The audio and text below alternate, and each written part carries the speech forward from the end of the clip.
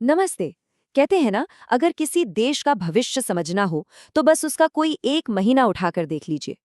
तो चलिए, आज हम यही करने वाले हैं। हम झांकेंगे अक्टूबर 2025 में और देखेंगे कि भारत में क्या कुछ चल रहा है, देश किस दिशा में बढ़ रहा है। तो सवाल सीधा है, ये एक महीना अक्टूबर 2025 हमें भारत के बारे में क्या सिखाता है? चलिए मिलकर इसका जवाब ढूंढते हैं।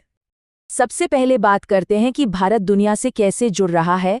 अक्टूबर का महीना इस लिहाज से काफी अहम है। ऐसा लग रहा है कि भारत कई मोर्चों पर अपने रिश्तों को एक नई शक्ल दे रहा है। और ये महीना डिप्लोमेसी के लिहाज से एकदम एक्शन पैक्ड है। एक तरफ तो चीन के साथ फ्लाइट्स दोबारा शुरू हो रही हैं, दूसरी तरफ यूके के नए प्रधानमंत्री भारत आ रहे हैं।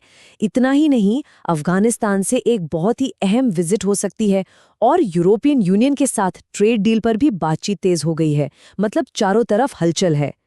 भारत और चीन के रिश्तों में ये एक बहुत बड़ी बात है। सोचिए, पूरे 5 साल के बाद जाकर दोनों देशों के बीच डायरेक्ट फ्लाइट्स फिर से शुरू हो रही हैं। और ये सिर्फ हवाई सफर की बात नहीं है, ये एक बड़ा संकेत है कि शायद दोनों देशों के रिश्तों पर जो बर्फ जमी थी वो पिघल रही है। और इसी दौरान यूके के नए प्राइम मिनिस्टर कीर स्टारमर अपनी पहली ऑफिशियल विजिट पर भारत आ रहे हैं। इस दौरे का सबसे बड़ा एजेंडा है फ्री ट्रेड एग्रीमेंट। अगर ये हो जाता है तो दोनों देशों की इकोनॉमी के लिए ये एक गेम चेंजर साबित हो सकता है। अब एक और दिलचस्प बात, यूनाइटेड नेशंस ने ट्रैवल बैन में थोड़ी ढील दी है और ठीक इसके बाद खबरें आ रही हैं कि अफगानिस्तान के तालिबान विदेश मंत्री भारत आ सकते हैं। अब ये एक बहुत ही सेंसिटिव मामला है, लेकिन अगर ये विजिट होती है तो ये एक बहुत ही बड़ा डिप्लोमेटिक मूव होगा। और हाँ, ब्रसेल्स में यूरोपियन यूनियन के साथ जो ट्रेड को लेकर बातचीत रुकी हुई थी, वो भी फिर से शुरू हो रही है। तो कुल मिलाकर देखें तो भारत एक ही समय में कई अलग अलग दिशाओं में अपने आर्थिक और स्ट्रेटेजिक रिश्तों को मजबूत करने में लगा हुआ है। तो ये तो हुई दुनिया की बात। चलिए अब जरा देश के अंदर देखते हैं, क्योंकि ऐसा नहीं है कि सारी हलचल बाहर ही है। भारत अपने घर में भी तरक्की की नई इबारत लिख रहा है, फिर चाहे वो स्पोर्ट्स हो या फिर इंफ्रास्ट्रक्चर। स्क्रीन पर ये नंबर देखिए, 18। ये सिर्फ एक नंबर नहीं है, ये एक बहुत बड़ी, बहुत ही शानदार कामयाबी की कहानी कहता है। कोई अंदाजा कि ये क्या हो सकता है?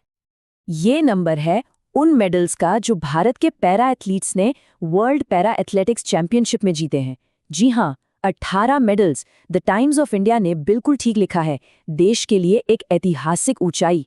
ये सच में हम सबके लिए गर्व की बात है। और कमाल की बात तो ये है कि इन 18 में से 6 तो गोल्ड मेडल्स हैं। ये हमारे एथलीट्स के जज्बे, उनकी मेहनत को सलाम है। क्या शानदार परफॉर्मेंस है।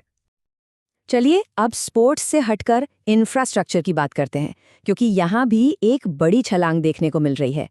इसी महीने नोएडा और नवी मुंबई में 2 ब्रांड न्यू एयरपोर्ट्स ऑपरेशनल हो रहे हैं। इसका सीधा मतलब है कि दिल्ली और मुंबई जैसे बड़े शहरों पर जो प्रेशर है वो कम होगा और सफ़र करने वालों को ज़्यादा आसानी होगी। अब बात करते हैं एक ऐसे बदलाव की जिसका असर करोड़ों लोगों पर पड़ेगा। इंडियन रेलवेज में टिकट बुकिंग का एक बड़ा नियम आ रहा है। तो देखिए, 1 अक्टूबर से IRCTC पर टिकट बुक करने का तरीका थोड़ा बदल रहा है। अब रिजर्व टिकट के लिए आधार वेरिफिकेशन जरूरी हो जाएगा, खास तौर पर बुकिंग के शुरुआती 15 मिनट में, जैसे तत्काल के वक्त। लेकिन घबराने की बात नहीं है, प्रोसेस सिंपल है। बस एक बार अपने IRCTC अकाउंट में जाकर आधार को वेरीफाई करना है और बस उसके बाद सब कुछ पहले जैसा ही रहेगा। तो एक तरफ तो ये सब प्लान्ड डेवलपमेंट हो रहा है, लेकिन दूसरी तरफ प्रकृति के भी अपने प्लान्स होते हैं, है ना?